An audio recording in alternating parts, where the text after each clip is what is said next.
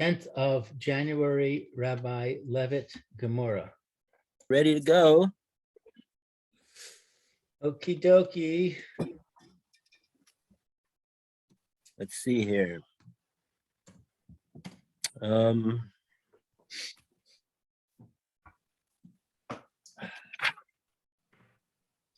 So in the Gemora,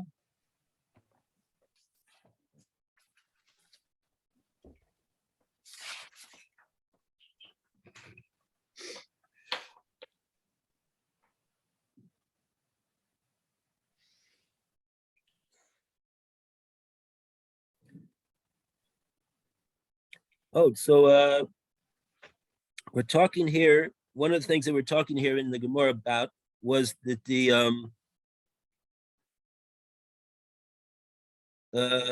wife being mochel on her ksuva, and so Tosfos has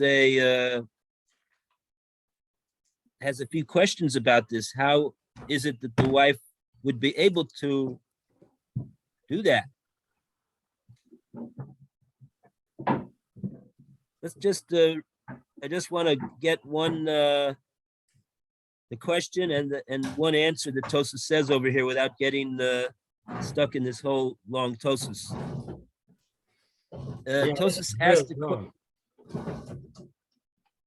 asked the question, Divrei Maskil Kol. This is the last Tosfos on Pei Tes Amud Aleph. And it is 1, 2, 3, 4, 5 lines down in this Tosfos. So yesterday we just read the first question Tosfos asked in regard to the wife selling the ksuva. Let her. So we didn't have any. The Gemara wasn't able to come out with any successful solution to her selling the ksuva.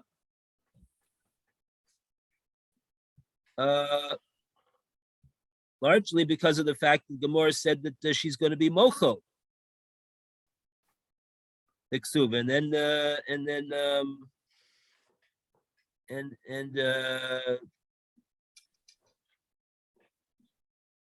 and it's not worth the tircha of the bezdin in that case. But the Tosfos wanted to know im tomer betazvin lebal, let her sell the ksuba to the husband, betasiv leila nechbal, and then she will be able to give the money to the nechbal with the money that the husband pays her for the ksuba. And then we will have accomplished paying the nakbal, and we will have accomplished not causing a loss to a third party who would buy the ksuba.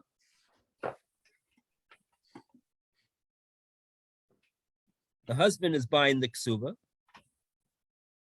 and that would seem to be an excellent solution. Tosfos said, we said yesterday, the husband will not, you can't get the husband to do that, to buy his wife's ksuva for a discounted amount. Why? Because he doesn't want to do that to her. It's not a nice thing to do, because it's going to cause her to lose her ksuva. Shelo lahafsid leishto. He doesn't want to cause a loss to his wife. So that solution is also out. Now, a few lines down, Tosfos asked a question that is bothering him. What mim toimer? Akati heyach timcho. But still, says Tosfos, how is it that the Gemora can talk about her being mochel the ksuva altogether, when we said she's going to sell it to a third party, and then she's going to be mochel the husband's obligation to pay it? So the Bezdin didn't want to get involved with that because it's going to cause a loss to the third party. And so, as well as a loss to the wife, she doesn't want to sell her ksuba either. But Tosfos has a technical question. How is it that we could even suggest the possibility that the wife should be mochel the ksuba? What's wrong with that? Hamukminin law kareb meir. Damar also lashos im ishto below ksuba. We said that the Mishnah goes according to Reb Meir, and according to Reb Meir, it's usher for the wife. It's usher for the husband. Nishosim ishto below ksuba. To remain with his wife, married to him, and she has no ksuba. So, how can we, the Bezdin, or be a party to this? That we're going to cause her to be mochel on her ksuba, which is going to cause that the husband is going to be living with his wife without a ksuba. On that, Tosfos says an interesting answer. Tosfos says, "V'yesh loymar de la'acher shetimcho yachzor v'yiktov lo ksuba." Says Tosfos, you know what the Gemora was thinking? The Gemora was thinking that after she is mochel her ksuba, the husband is obviously going to be required to write her another one. and therefore, we don't have a problem of him living with her as his wife without her having a ksuva. Says Tosfos, that's obvious that we have to say that. Okay. So that's the way Tosfos deals with that question.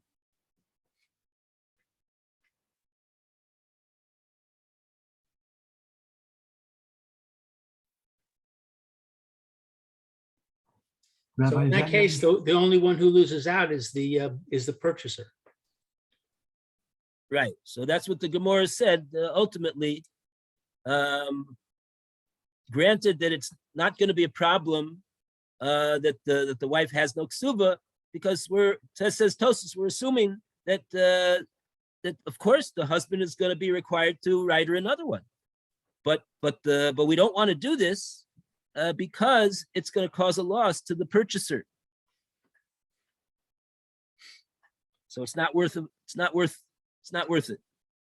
Or in the case where the purchaser is the injured party, it's meaningless. It's just a meaningless exercise, and the court doesn't want to waste its time. Right. That's really right. There's two. You're right. There's two different points. One case, the court didn't want to get involved in causing a loss to the third party that buys it, and then we say, oh, so sell it to the nechba. The Torah said the Gemara says the court doesn't want that either, because there's no purpose in doing that. It's not gonna benefit him, because she's gonna be mochel it. So he won't have anything. He won't have anything in any case. So there's no. So it comes out that there's no. We can't come up with any solution over here, and like that we explain that that's why the Mishnah says that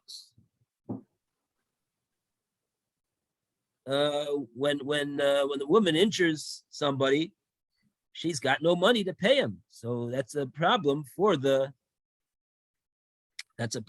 this guy, this injured party. Okay.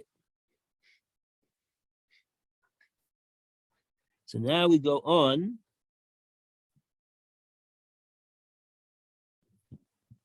Oh, let's see. We go on to Ella.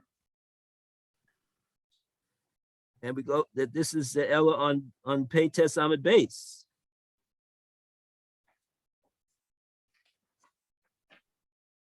This is the fourth line from the top of Pei Tes Amid base. 89B1, second, left-hand column, second paragraph. Thus far. Okay. Okay, Alan, would you like to read? Sure.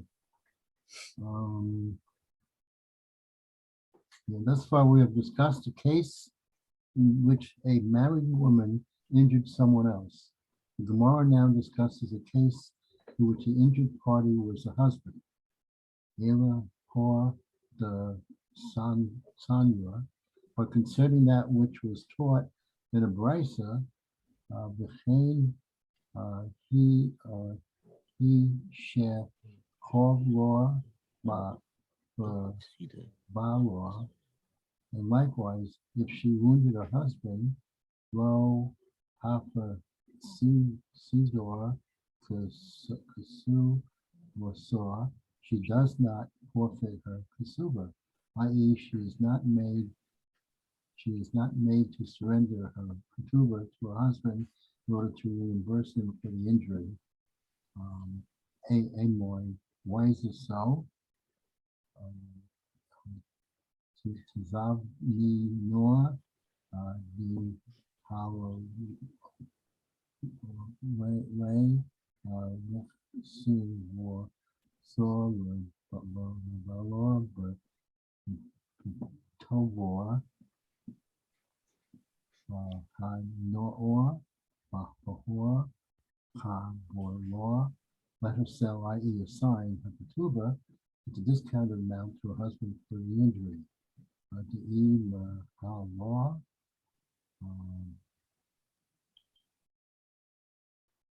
the Gabe Baal Lechor Caesar, for if she forgives the silver to the husband, there is no loss to anybody. Okay, let's see. Do we have we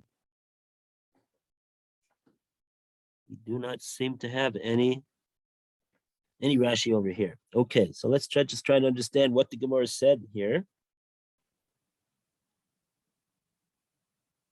Let's just try to understand the words. The Gemara said, Ella, we have a brisa. So Ella sounds like a question. Gemara's got another question over here.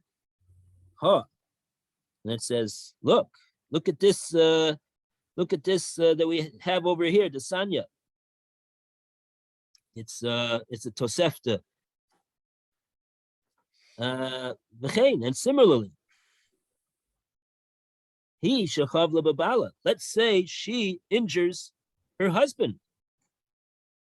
So now, how is she going to pay him for the injury? Lo ifsidik subasa. She's not going to suffer a loss with her ksuba. What's that mean? She's not going to suffer a loss with the ksuba. We don't say that this injury that the husband had is worth 100 zuz, let's say. So we're going to knock down her ksuba from 200 to 100. That would be a very easy way to do it. No, we don't do that. Lamai, says the Brisa. Why not? That's exactly what we should do. Answers the Brisa, no. There's another thing to do. Tizavninu nahali liksubasa labala. Let her sell her ksuva to the husband. Okay. b'toivas hana. B'ha chavla. Now, what exactly is this sale going to be over here? She's selling her ksuba to her husband in the value of tovas hana.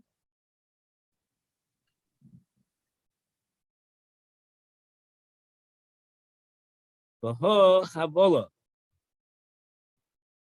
As a payment for the chavola that she did to him.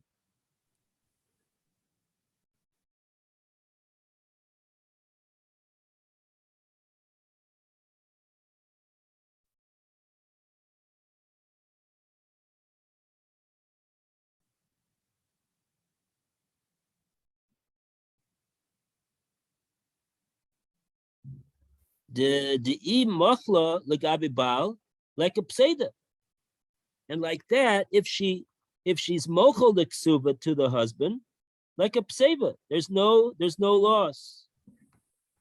Wow, is this ever confusing? Tosis should be jumping up and down over here. I think it's just saying that if she forgives the kasuva, then the husband gets the benefit. He's now not obligated to pay the kasuba, and therefore he has gotten a benefit to compensate him for his injury. The problem is that Rabbi Meir is not going to allow this because she can't be without a kasuva. So according to what Tosfos said before, he'd have to immediately rewrite her a kasuva. So nothing has happened. She gave him the kasuva and he gave it right back to her. So that's why Mary Meir says, no, you can't do it. That's why the Brisa says, no, she can't do it. Well, where does the Brisa say she can't do it? She can't be mochel. It says she does not forfeit her kasuva. She lo hifsida kasuvasa. Yeah, that. And it says why? Let her do this. Blah blah blah blah blah. She doesn't lose her ksuba. Why not? Why does she not lose her ksuba? Why shouldn't she lose her ksuba? Let her sell it to the husband for tovas hana. Chavola. What the Gemora is assuming that the amount of the ksuba is the amount of the what she owes for the injury. Yeah, or maybe not. Maybe she'll get a refund. She'll get change. Okay, whatever it is. I mean, the truth is that the tovas hana, is not a large amount that she's getting over here. So she's selling but the to the husband a lot of money. The ksuba for tovas hana.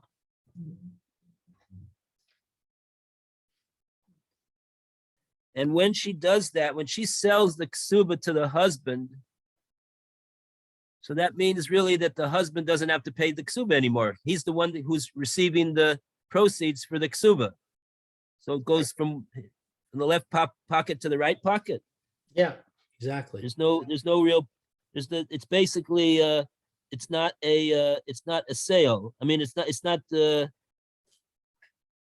he's now the one that has bought the right to receive the proceeds of the ksuba. Right. So he'll pay himself. Yeah. So he's basically through paying for this ksuba tovas hana, he's basically created a situation where he's not going to be obligated to pay the ksuba at all. So that you're asking, but according to that, so then that's a problem. Then he's living with her without a ksuba. Correct. And then the Gemora, the Brisa said the E mochlo gabibal, because in this case, in this scenario, if she's going to be mocho, like a pseudo, the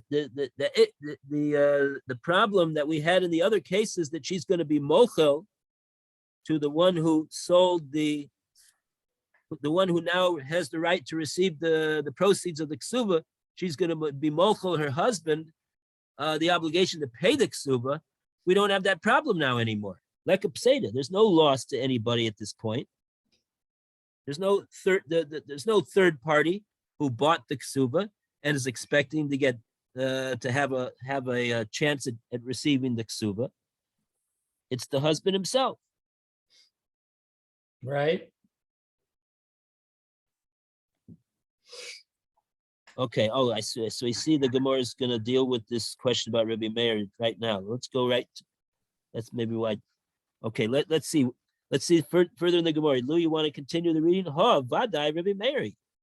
Ah, vadai Rabbi Meir he. This certainly is Rabbi Meir. In other words, it was Rabbi Meir is the author of the Brisa. De Amar Asur L'Adam L'Yashche Es Ishto Afilu Sha'a Achas Bli Kesuva. That Rabbi Meir says that it is forbidden for a man to keep his wife even for 1 hour without a kesuva. Therefore, Rabbi Meir will not allow her to sell her kesuva to the husband because that effectively cancels it.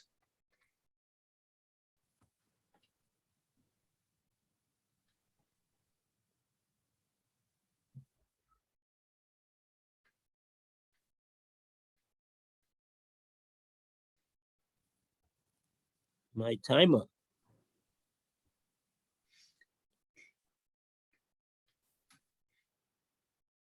What's the reason that Rabbi Meir does not allow the husband to remain with his wife without her having a ksuba? Kadei shalo tehei kala be'e nav lahotzi'ah. In order that there should not be it should not be easy in his eyes to divorce. Haba me garesh la. But here he can divorce her. Vigabe le bachavale mina, and collect from her for his injury. Oh, he can divorce her, and therefore he gets the benefit of not having to pay the kesuva, which is a compensation for his injury. That's kind of convoluted. How he's not really collecting anything for his injury that he sustained, is he? How can the Gemara say gabele? Yeah, not really. But I think what it's saying is that he got a benefit. The bizarre thing about it is the benefit is that he divorced his wife for free. If you look at that as a benefit, then that benefit is his compensation. But it really doesn't make any sense because he doesn't want to divorce his wife.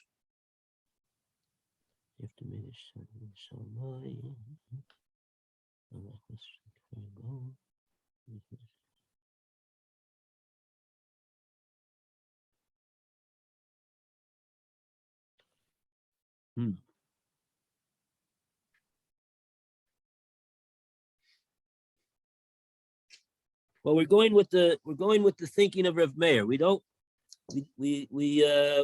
going according to Rav Meir. Rav Meir says he cannot be married to her without a ksuva, and we say, why is the reason for that?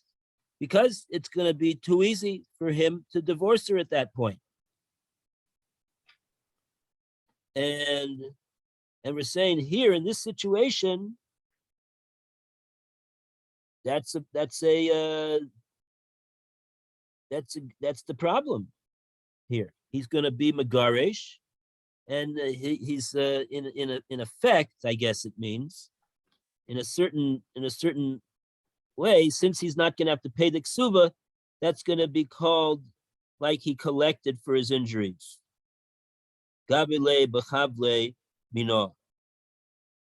In effect, it amounts to him collecting his injuries from her because he divorced her and didn't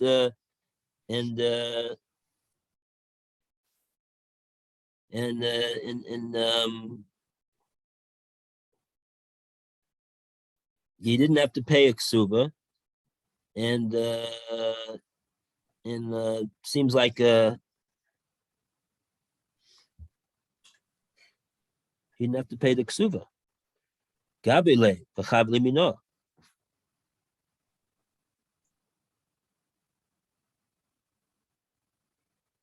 Yeah, that's a bit difficult to understand. What exactly do these words mean? Gabe lay is by her? Share gabe le b'chavole mino.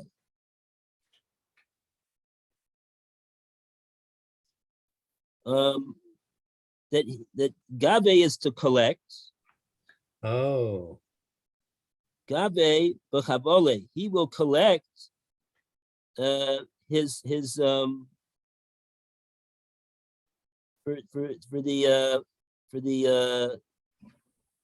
the damages that he sustained, mina, from her. and what's lay? What's the word lay mean? Collects from her? No, lay is masculine. Oh, he collects? The lay is not referring to the husband. It must be referring to the ksuva is feminine. So maybe it refers to the 200 zuz. That's masculine. Gabele, he's the 200 he's going to collect the mammon of the ksuba for himself as an exchange for his Kabbalah that he suffered. So good, difficult lashon over here. Yeah, so that's the crux of my lack of understanding. It seems to be implying that there's some kind of monetary value here that he's getting. And I don't see that that's true.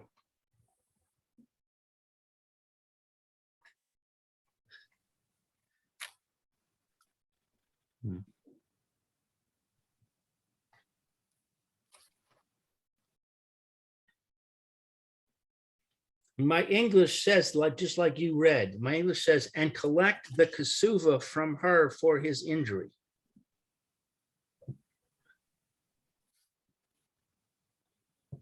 But how is he collecting the kasuva when he owns the kasuva?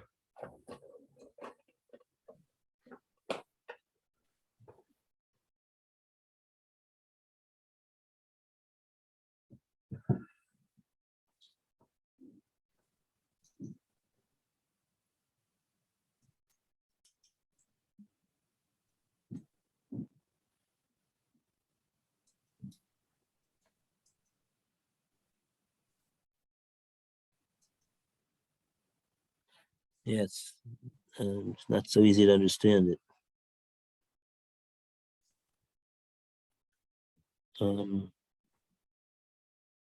One second.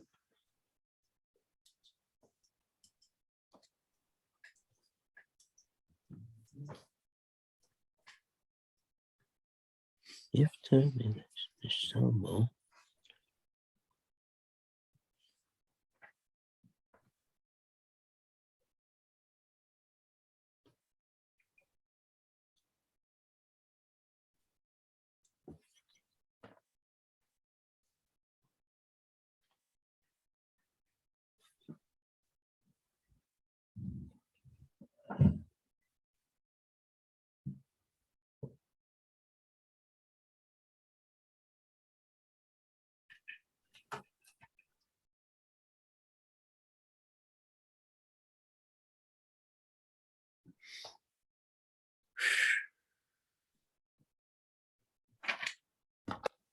I'm confused. This is wow. This is quite a difficult. It's quite a difficult. If there's any phrase in the whole Masechta that we need Rashi for to help us over here, it's this one right here, and we don't have it. Why did Rashi not write something over here? Yeah. It must be he wrote it somewhere else. One of these Rashis here, I don't know. There is a footnote that references Tosfos. And it says that Tosfos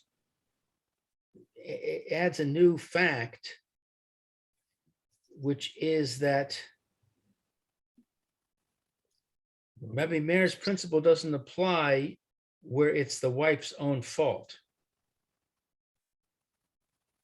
Tosfos answered that the prohibition of remaining with one's wife without having the minimum financial deterrent does not apply where the lack of such a deterrent is the wife's own fault.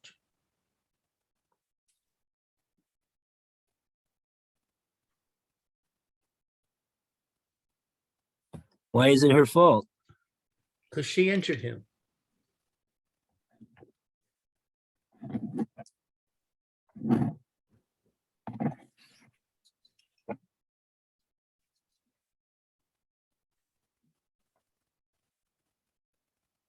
So therefore, what? She also injured the third party too. Well, it affects Rabbi Meir's law.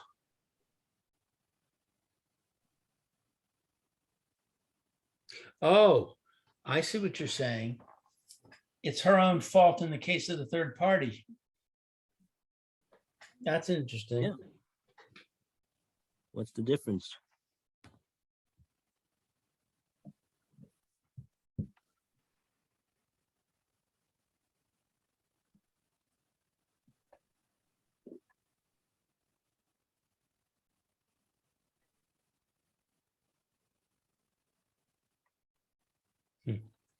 Yeah, you're right. It doesn't mean anything.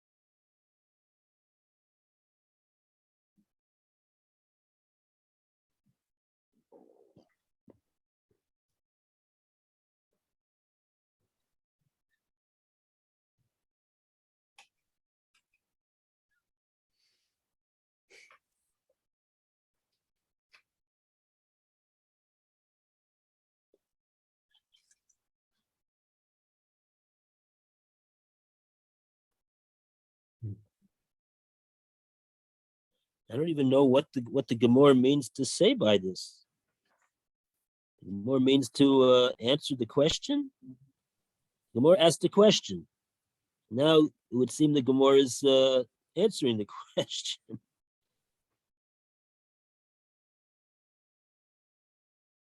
The Gemora's question was, why did we bring this rice over here?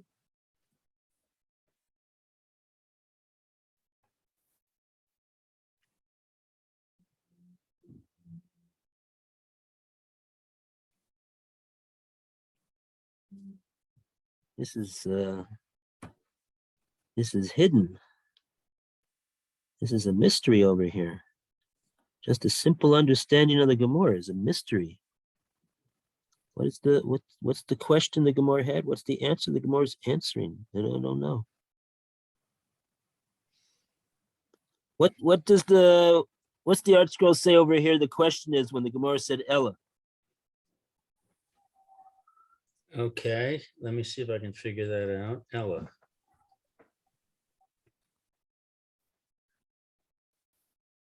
Maybe they explained the Gemara's question. It says it's a Tosefta. Okay. It doesn't say anything. Doesn't explain why the Gemara is bringing this Tosefta.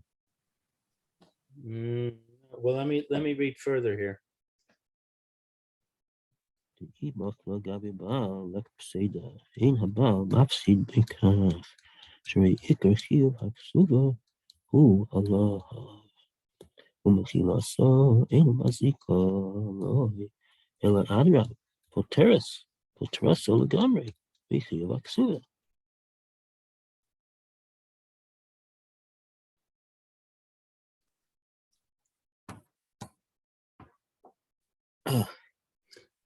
Okay.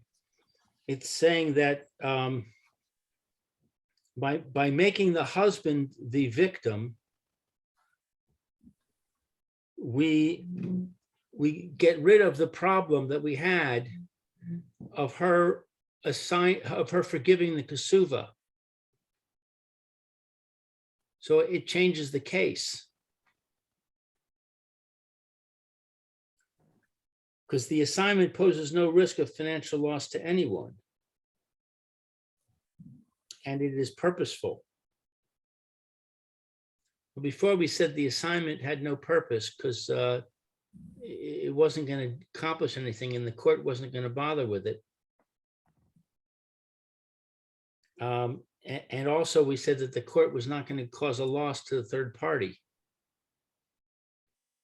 Both of those problems now do not exist in this case, in this Ella case, because the husband is the one that is injured.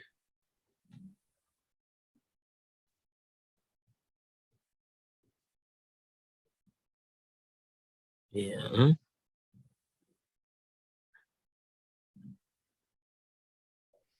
So why then does the Brisa rule that the woman does not forfeit her kasuva? Why don't they make the woman forfeit her kasuva in this case? Since we don't have those problems, which caused us to say she does not forfeit her kasuva.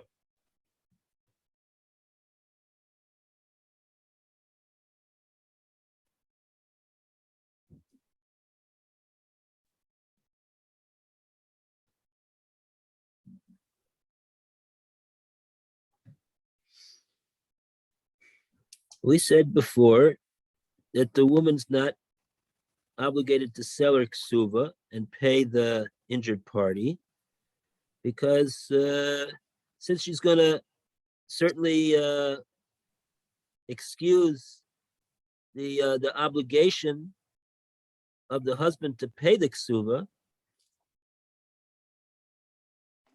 it's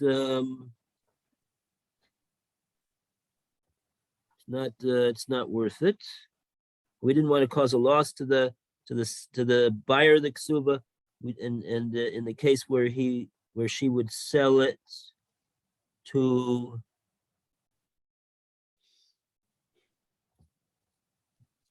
what was the other case? She would sell it to the injured party himself. So she's gonna be mochel it, and so he's not gonna end up with anything anyway.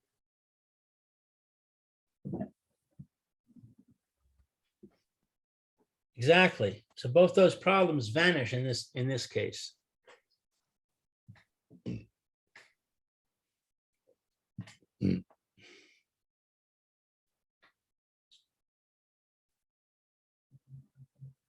So therefore, the Tosefta is saying we have a case where she injured her husband,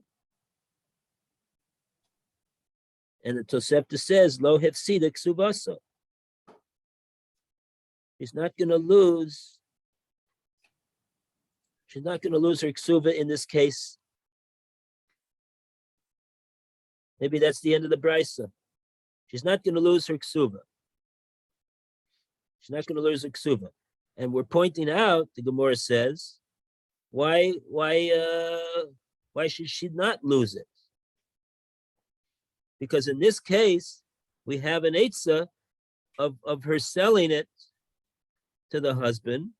And like that, even if she's going to be mochelet, if she would be mochelet, there's not going to be a loss. Like a pseida.